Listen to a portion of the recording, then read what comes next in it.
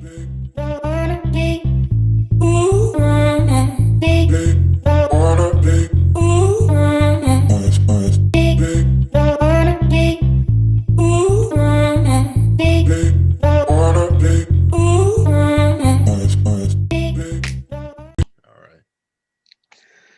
I'm Cerise Wright, president of Diverse Writers and Artists of Speculative Fiction, and today we're going to be talking about world building with our esteemed panel of L.H. Moore and William Jones. But first, I will let them introduce themselves. Okay, you can go first. Oh, thank you, I suppose. Hi, I'm L.H. Moore, and I primarily write short speculative fiction. You can find my work in numerous anthologies and publications such as Fireside, Apex, and Fire Magazine. All right, and I'm William Jones. I'm primarily a researcher on the subjects of history, Afrofuturism, and things of that ilk. And I've written the ex-con Voodoo Priest, Goddess and the African King, and I'm currently working on my second book. Excellent. Thank you. Thank you for joining us this evening. So let's get into it. World building. What is it? Wow. How do you define it? Well, for me, I think it's just like it sounds. It's like you're creating something from nothing. I know, like when you're writing, you're still pulling in outside influences and experiences. However, I look at it as being a god, lowercase g, of course, where you are creating this world, where you're creating the rules, you're creating the people, you're creating the entire environment from scratch. And like I said, you are pulling in your own experiences, but it gives you this freedom to kind of do with it what you will. So that's what I look at, and that's what I imagine when I hear world building. Do you have any rituals or prompts that you use? For writing, usually the ritual is actually putting on a television show that I've seen many times over. So so I'll have background noise that will actually just kind of help me to concentrate. It's kind of weird.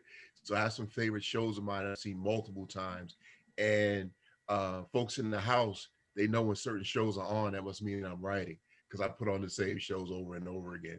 So that would be my thing in terms of a ritual. What's one of your what's one of the shows? Angel. I have Okay. seen that series from beginning to end multiple times. That's one of them. And now that Supernatural is finished, that's in my rotation as well. Excellent. Luana? Well, let's see. In terms of what world building is to me, I think about it as you are creating this literally creating a world and the environment that your characters are living in, and you really are thinking about everything involved with it, whether it's what they're seeing, what they're hearing, what they're smelling, tasting, touching, what they're moving through.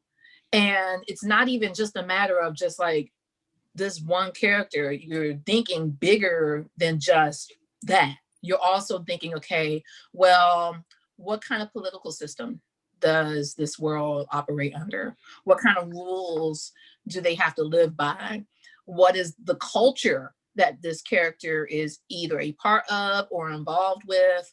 There's so much that you have to think about when you're creating a world, when you're creating the story, because you're asking your readers to come into it, to step into it, and to be able to envision it through this character's eyes.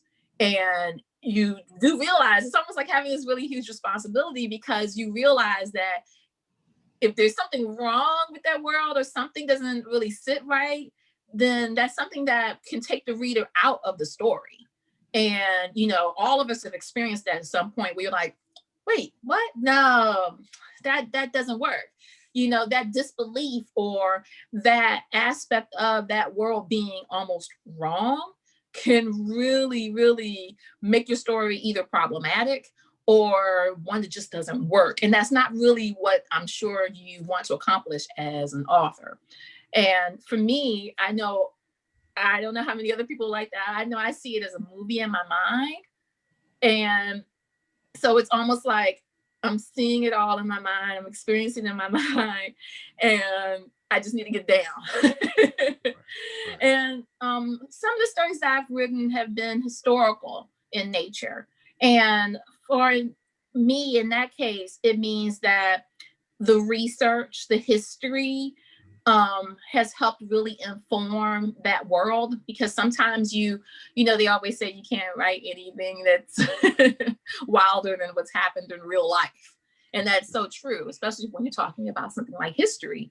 And, it's something that you can really pull from, you can use, even if you're talking about the future, because you might be talking about something that's in the future, but you have to be able to use something as your model for it. Right.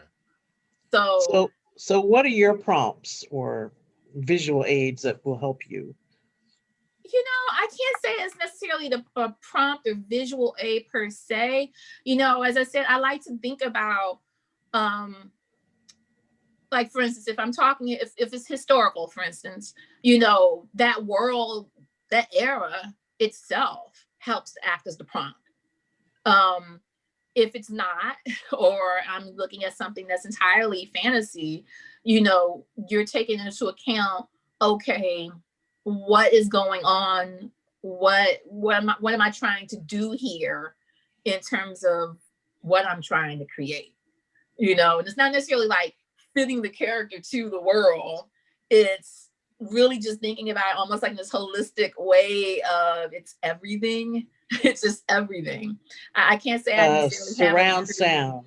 Yeah, yeah. You That's why I think, when you talk about writers being like in the zone, or you really need to focus on your writing. I can't have other things going on, other people talking to me, because it's like in my mind, I'm trying to be in that world myself, kind of I'm thing. like that. I can't listen to music or television. I have Yeah. to be focused on that. And I think what helped me write my first book, I was cyberpunk. So I read a lot of cyberpunk.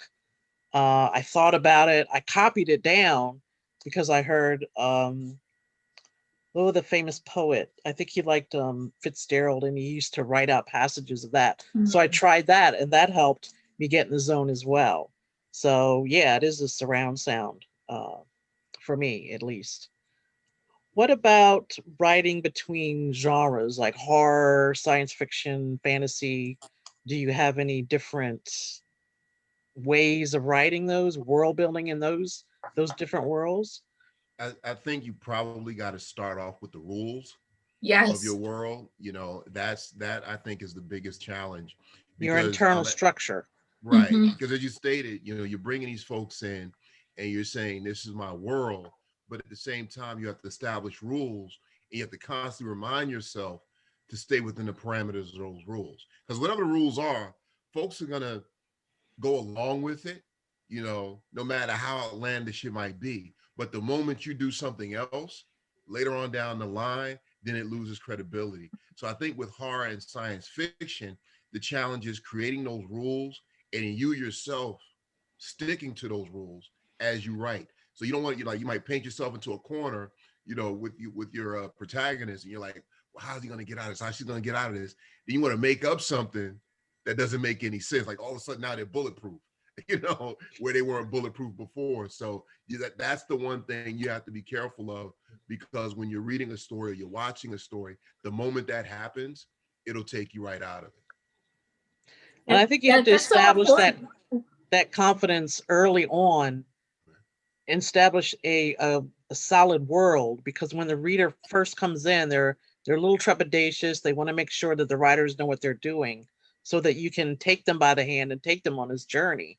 And if the ground is shifting, if your plot's not quite right, they're going to pull out of it. Right. Well, that's why the rules are so important. That's the first thing I thought too, Will. Is that every genre has expectations, and for especially if you love the genre, Right, right, right, right, then you know what those right, rules are. And it's okay to be different within it. It's okay to do different things within it. That's fine. But in the end, it still follows their particular rules. It's like, for romance, you're not going to have romance without a happily ever after. Right. If you do not have a HEA at the end of a romance, then your readers might be coming after you with like, you know, torches and pitchforks or something, because you know, that's not the way it works. Now the thing is though, is that slipping in between and in and out of the different genres, even within one story, you can do that, you know. And I think, for instance, that's one great thing I've seen in terms of like Black speculative fiction writers, is that often there's this blending going on of like fantasy and horror and sci-fi, just kind of going back and forth. And I'm loving it because, you know, I sometimes feel like it's almost like we're doing our own thing. You know, maybe it's from having been marginalized in a way so long within, you know, this publishing sphere, that it's almost like we kind of, well, we're going to do what we want. Right. Marginalized and categorized. You know, you have to write in this and you can't write anything else. Yeah, and I just really feel it's like, do your own thing and somebody's going to love it. Right. And I also think when you talk about Black speculative fiction and this blending of genres, I think like our culture and our existence also speaks to that. You know, like the average Black person, at least in my experience, you know, within their life, all of those elements are present anyway. Like I can't, you know, if you got roots from the Deep South, you got some supernatural stories that somebody told you growing up. You know what I'm saying? No matter what, you know. As a Black person, your existence borders on horror many times. You know, you look at being pulled over by the cops, that's a horror story in the making. You know, it's just that you survive at the end, hopefully. You know, so I think that our lives, our existence brings together so many of these different things. You know, like for example, I remember when Get Out came out, those were stories we kind of told each other, well, you know, that's what they do to us, kind of a thing. So that's why we were so able to relate to it when we saw it, because those were stories being told in our community anyway. So I think our existence speaks to all of those different genres coming together. Excellent.